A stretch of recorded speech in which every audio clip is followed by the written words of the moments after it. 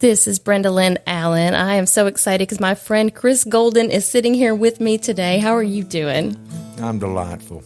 We finally made this happen. We're sitting here together and getting to visit about all the great things that you have happening in your musical world. I'm excited. I love it. Excited to be here with you. So what do you think of downtown Muletown, Chris? I love it. It's I live in a little downtown too. I live down in Gallatin, but we want to be like Columbia. I'll tell you, I love Columbia. I'm starting to make better memories of Columbia. I had some bad memories of Columbia from my childhood, so I'm trying to wipe all those away into that place of forgetfulness. Well, I don't usually do those kind of interviews, but if you want, you can go. You can tell us about your bad experience. But you know what? I'd really like to talk about your good experience that you had. You've been down here in Columbia to do Larry's Country Diner. I have, and the last time I can't get over how much the town has changed since I was here. Yeah. I've driven through it a lot of times, but usually just on the kind of the bypass there. I haven't really been downtown in a long time until I had the opportunity to come down and do Larry's Country Diner. I also did another show that was taping in the same studio there, Texas Country Gospel or something like that. And now I'm here taping with you. So my last three experiences have been great. Y'all, it's very cool. Yeah, you got a cool vibe going on here in Muletown. Isn't it great? And this, where we are right now, is Country Road TV. This is where we do our shows. And you met Ian Black. That's one of Larry's sons. And Jared and Adam. They're just awesome people. They got a great channel, Country Road TV on YouTube. And I know that you're on some of those videos from the work that you did here. Yeah. Yeah. So when I first met you, now I met you about, 10, 11 years ago maybe, you were hosting a TV show in Nashville, on the outskirts maybe of Nashville. Maybe at Rivergate? Or It was out at the mall, yeah. It was kind of crazy, man. I was a guest on there. It was the Ronnie McDowell show, actually. And they asked me to come be a guest on there, and I did a song and an interview, and when it was over, they said, Ronnie's not going to be able to be here in 2 weeks. Will you come guest host it and fill in, be a fill-in? And I said, sure, I'll come try that out. I'd never done anything like that, but I'd had a little bit of experience doing some interview stuff. I was, it's really wild. I've made all I ever wanted to do was music, but I've had maybe a little more success doing anything but music. That should have been my first clue, I guess. But I had done this tour for Heinz 57, and I was their spokesman. And I interviewed people, and I did radio. I wound up doing 93 commercials for Heinz 57 with this accent, and don't let this big city accent fool you. I'm kind of from the country, Well, so, you helped sell a lot of ketchup. It was actually a steak sauce. Oh, the steak sauce, yes. Yeah. Okay. Yeah, liquid gold, they call it there. It was kind of a unique situation, but I'd had a little bit of experience interviewing people and talking to people like that, and so I thought I would go try it. And my mother was in town at that time, and I've always played my new music for my parents and, family and friends and stuff. And she knows how hard the music business is. And I don't think that it wasn't because she didn't like the music, but I never really heard her say too much about that but when I was doing that television show, she said, you know what, you're really good at that. So it was something that I wound up turning into about 13 episodes. It was a web-based deal, and we had a good time doing it and had some great guests. Yeah. And I got to meet somebody like you. Oh, so. It was neat because everything's so full circle. You said that was the Ronnie McDowell show. I didn't realize that until recently that it was his show.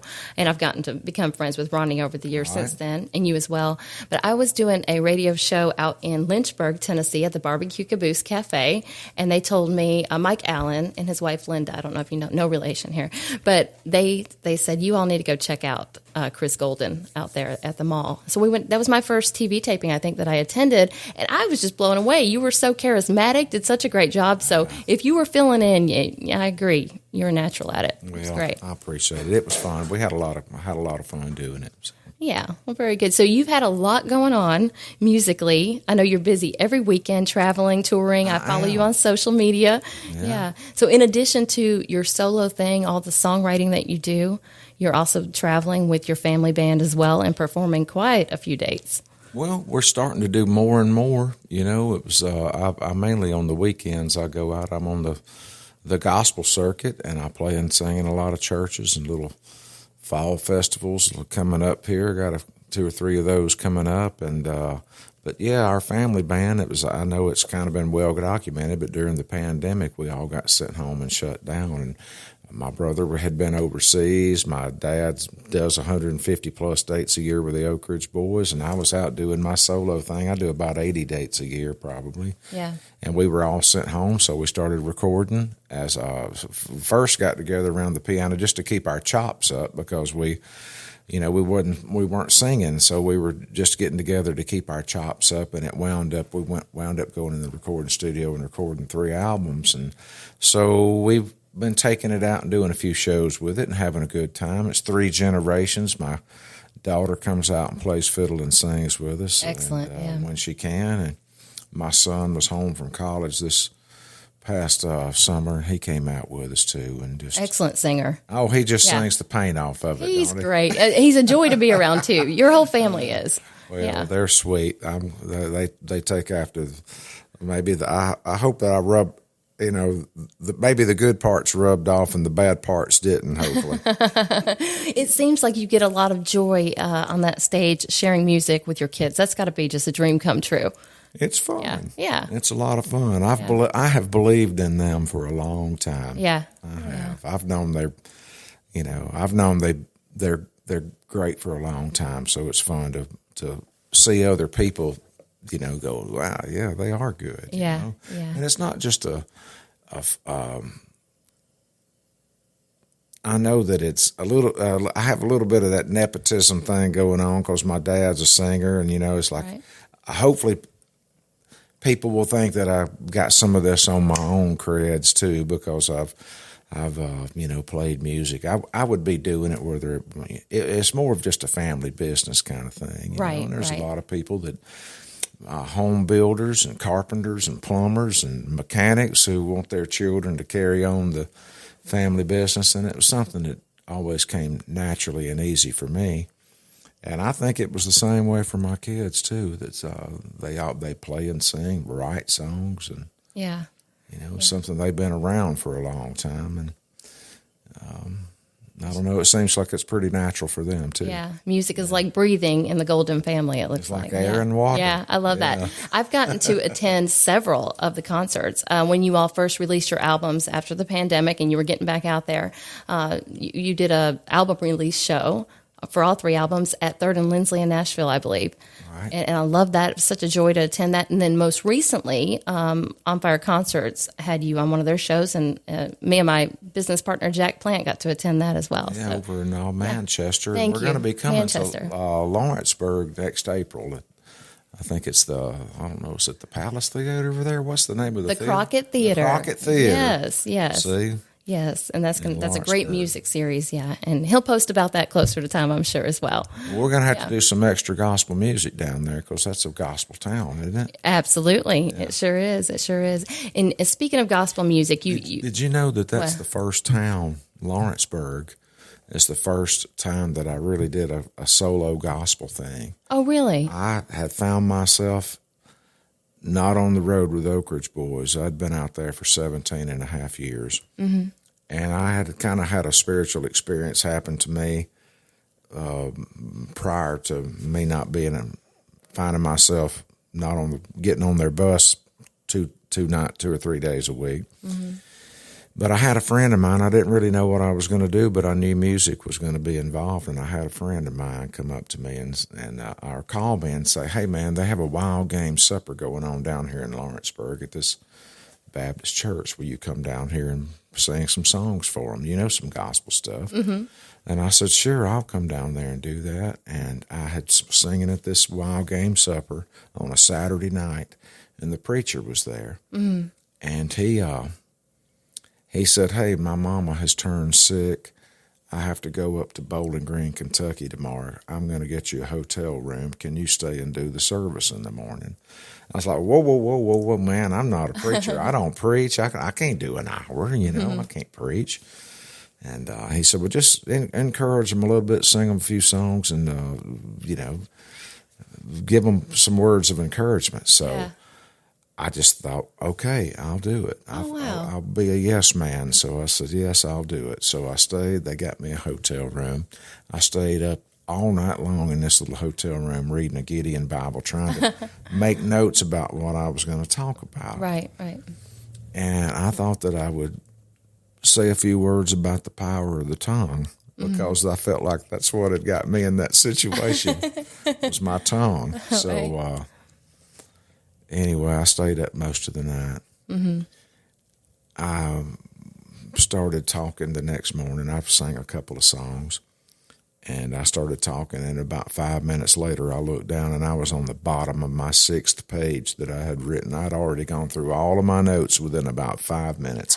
So all my respects to a pastor that can get up and do, 30 minutes on one verse. Right. They get all week to prepare, though, don't they? Oh, man, well, I had all night, and I couldn't do it. So I started singing, and on about the second song, this lady, got up and came down and was kind of pouring it all out right there in front of me. And I was like, Lord, is this what I'm supposed to do? And then they said, we're going to take you to lunch. Can you stay and do the evening service tonight? And I just said, sure, I'm available. And I went to is it Davy Crockett State Park? Yes, yeah. I went there and I laid my seat back in my vehicle and I took a nap because I'd been up all night trying to prepare for this sermon. Wasn't really a sermon. It was about 4 minutes worth of, me talking. It's a ministry, yeah. And anyhow, I sang that night, and all the way home, I just had this best feeling, man. And I thought, this is what I'm supposed to do, and I've been doing it ever since. I haven't looked back, but Lawrenceburg was the first. And I didn't mean to get sidewinded and talking about that so long. But. No, I'm glad you did, because that's where I was going, because you are at a different church every weekend sharing your music in that way. And a lot of times 3 different churches, most Sundays I do a double header somewhere. This past Sunday I actually scheduled them too far apart. I barely made the second one, but anyway, I do a lot of double headers on Sunday. Yeah, that's great. And you write gospel music as well. I do. Yes, yeah. You have some beautiful songs. Thank you. Yeah, so when I first saw you in concert was in Bell Buckle, Tennessee. It's probably been 6-7 years ago, I believe. I remember it. Do you remember that? Yeah.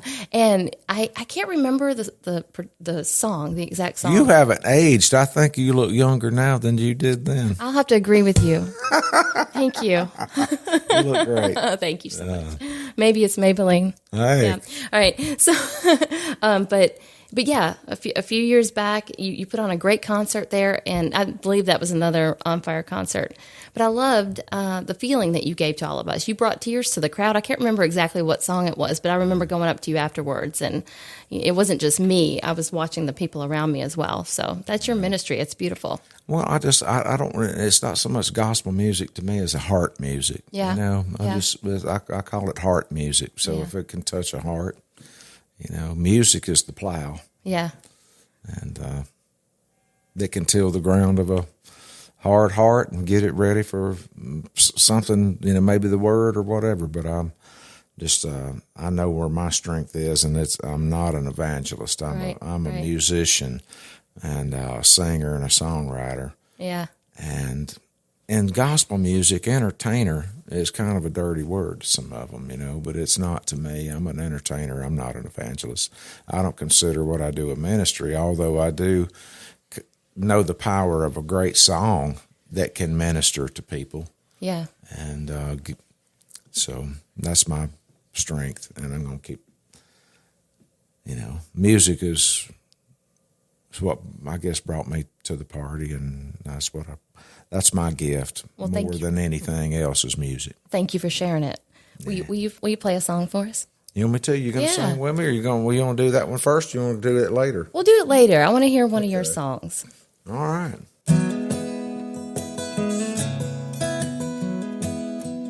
This is a title cut off my album. I went down to the church with my neighbor, 'cause I feel I had lost my way. The preacher said, son, you've been a stranger Won't you think about the words I said today? When your feet hit the floor in the morning, take a moment to be thankful for each breath. And if you have someone to hold and you love them, let them know. 'Cause you don't know how many days you're gonna get. And may the sun always shine through your window, and a song always play in your head. And when you're looking back, I hope you'll be thankful and grateful for the road that lies ahead. When the storms blow out power in the summer, light a candle and listen to the rain. When the weather turns cold, let the kids track in the snow. 'Cause the truth is you're gonna miss it someday. And may the sun always shine through your window, and a song always play in your head. And when you're looking back, I hope you'll be thankful and grateful for the road that lies ahead.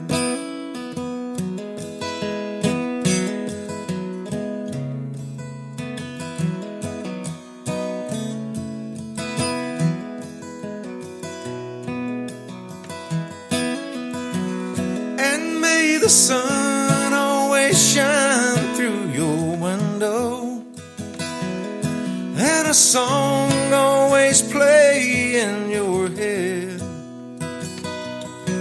And when you're looking back, I hope you'll be thankful and grateful for the road that lies ahead. Now when you're looking back, I hope you'll be thankful and grateful for the road that lies ahead. Be grateful for the road that lies ahead. Chris Golden, that was beautiful. Oh, I love it. I love it. Beautiful voice too. Nice writing, beautiful voice as well. Thank you. Thank you for sharing that. Yeah. I want to encourage people to go to your website because you have videos on a lot of these songs as well. Yeah. I do. I've met chrisgolden.net. It's not too original. There's not a lot of Chris Golden. You know, you use a net to catch people, so that's right. chrisgolden.net. That's me. This go get caught up in all the great music at chrisgolden.net. That's right. There's videos. This guy has my itinerary on there. It tells you how to get the music or where to find it. You can keep up with my journey on all the socials. You know, the Facebooks and the Instagrams, and you're really great at keeping everybody updated. By the way, isn't that a constant chore? You get tired of it. It depends how you look at it, but yes, it's very time consuming if you want to get all that information out there. Man, it's hard to do it all the time without feeling like you're patting yourself on the back or bragging or whatever. I'm just trying to let people know where I've been and where I'm going. I know. It's like, here's another picture of me. Yeah. Well, I try to use my van on a lot of pictures because I have an old van that, speaking of that song, Grateful for the Road That Lies Ahead, I thought that would be a great Chevrolet commercial because I had put so many miles on that van going on these highways and byways. It's a troubadour and going out there doing my thing. And I wrote them a long letter and got in touch with the people there at the marketing department. I thought, well, I have some, a little bit of history and with the Heinz 57 thing of doing commercials, and I sent them a letter and I tried to make it like a commercial. I said, just like my father and his father before him. I am a Chevy man. And I started going, Nice. like when you're Nice. handing the keys off to the kid, when you're looking back through the rearview mirror, be grateful for the road that lies ahead. I thought that'd be a great 10-year marketing campaign. I'm telling for them. you, and you've already done all the work for the for road them. that lies ahead. You have the whole storyboard done. I had the whole storyboard yeah, done. That's great. I sent them, they said, congratulations on all those miles to show you how much we appreciate you. We're going to send you a free oil change. That's like, the no, gift man, that keeps on giving, Clark. Oh, yeah. Yeah, Jelly of the Month Club. Come on, man. Oh my, that's awesome. I love that. But yeah, thank you for updating us on social media. I know it's time consuming, but y'all go follow him, Chris Golden, on Facebook. William Lee Golden and the Goldens, the family band. You all also update on there as well. We're going to be doing some, probably a bunch more dates next year. I don't know if y'all heard the news today, but the Oaks announced their farewell tour today. I just got a message about that. Yeah. Yeah. Wow. Well, my dad's been there 58 years. It's about, Yeah. it's time for them boys to become men, right? Pass the keys, huh? Yeah. Yeah.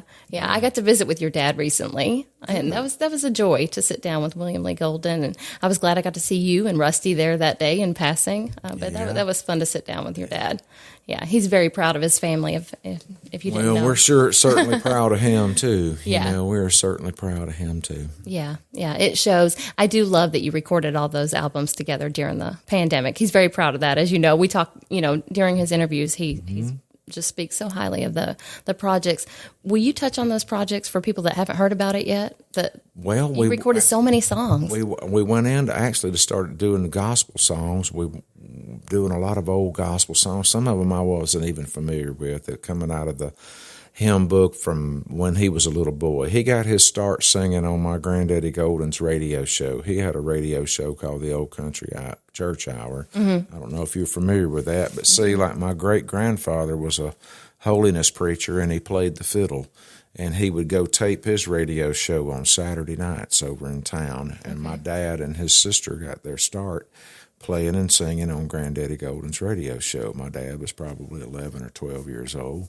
And what's wild is Dad said that, everybody knew him as a quartet singer, but he really, when he got inducted into the Country Music Hall of Fame, he started seeing all these names of people. He said, that was his first gospel music that he heard. The Opry always had a late night gospel show, and they would, his sister knew shorthand, so she would shorthand these lyrics to Mansion Over the Hilltop and Great Speckled Bird, and the Louvin brothers would do gospel. And, they would have all these different old time country people doing gospel songs, and that's where he really got his first start on the gospel thing. And he didn't become a quartet singer till he was a senior in high school, and he was on the FA Favorite Quartet. But anyway, we started going back and doing all these gospel songs around the piano, so we started having church at home, and we wound up going in the recording studio, and we recorded 13 gospel songs.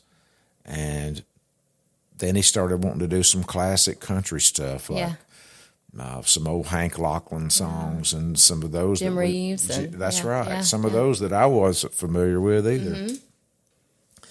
Then we weren't finished again, so we kind of did some that had more of a country rock vibe, if you will. Yeah. And so we have plans to go in and record a whole bunch more. Yeah, well, that's great. That means you had a good time the first time around then. That's right.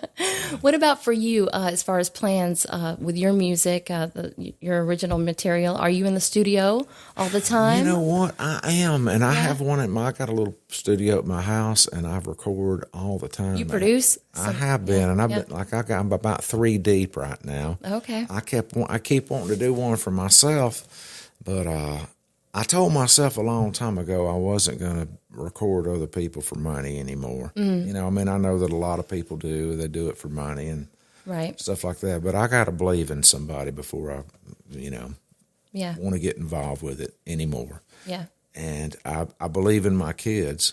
So I'm doing a project with my son that we started, all original songs he's written. this summer. My daughter has it's not all original for her, but we got 9 songs. It's somewhere between Broadway and bluegrass. Yeah, if you nice. can imagine that. Nice. That she's doing, and just finished. I'm finishing up one this week from a lady from upstate New York. It's a gospel singer and got quite a story and a voice as well. And I have plans to go in, and I'm also working with this bluegrass group called the Paul Family. They're from up in Michigan. And, they're wanting to do add little drums and keys to some of their bluegrass type songs and make it still use the bluegrass instrumentation, but make it a little bit more palatable to the mainstream world. And I'm working on that with them, and hopefully I'll get to do another project or two for myself. And I have plans to record 2 or 3. I know the songs I want to do, and some I've written. I've been writing some new stuff and dusting off a few old ones that I wrote and kind of reworking some of those. And nice. I hope to get back in the studio here before Christmas to do my own thing too. Well, good. When do you sleep? You got a lot going on. I'm going to sleep all the way home today. Be careful then. Hey, one of the songs that you recorded on those 3 albums, You Are My Sunshine. I just shared the video of that on my music page the other day. Yeah, it was beautiful. Well, you know what? Dad was wanting to go back and do all these songs of his childhood. He said, well, just sing something that, that whenever it comes time for us to pick out what... He had picked out which songs he wanted me to sing, and the only one out of the whole 33 songs that I sang that I picked out was this one, because it's the one my mama taught us how to sing harmony to. Right. So I got to do it with my daughters and my dad. We have 3 generations on this. Will you sing it with me? I'll try. Why don't you start it? Okay. Thank you. You are my sunshine, my only sunshine. You make me happy when skies are gray. You'll never know, dear, how much I love you. Please don't take my sunshine away. The other night, dear, as I lay sleeping, I dreamed I held you in my arms. But when I woke, dear, I was mistaken. So I hung my head and I cried. You are my sunshine, my only sunshine. You make me happy when skies are gray. You'll never know, dear, how much I love you. Please don't take my sunshine away.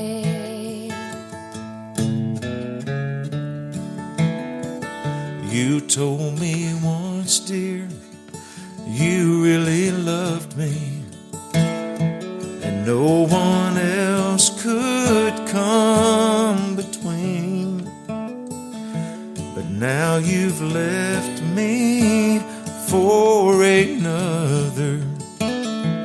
You have shattered all my dreams. You are my sunshine, my only sunshine. You make me happy when skies are gray. You'll never know, dear, how much I love you. Please don't take my sunshine away. Go ahead. Chorus. You are my sunshine, my only sunshine. You make me happy when skies are gray. You'll never know, dear, how much I love you.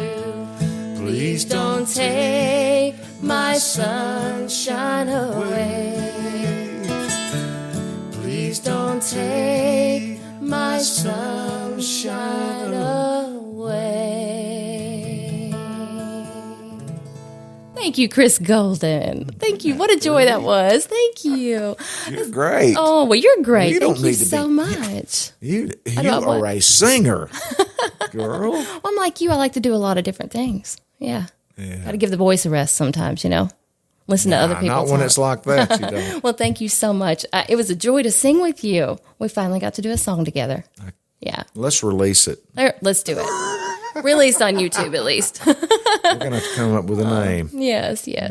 Well, thank you again for visiting with me today, Chris. We made this happen finally, and I hope you won't be a stranger. You'll come back to Muletown. Can I? Yeah, because you're making better memories here now. It'll make you want to come back and visit I'll Columbia. tell my bad memories the next time. Okay, all right. Let's just go for good ones now. Absolutely. Is there anything else you want to say to the folks listening today? Tune in to Brenda Lynn every chance you get. I wish that people that are listening on the radio could see this smile and see the joy around this girl. She's got an aura around her, and she lights up every room she goes in. So I hope that translates through these microphones over the air, because she's a bright light, folks, and making Muletown proud. Thank you. You are golden. Yeah. Chris Golden, everybody. Thanks. Thank you.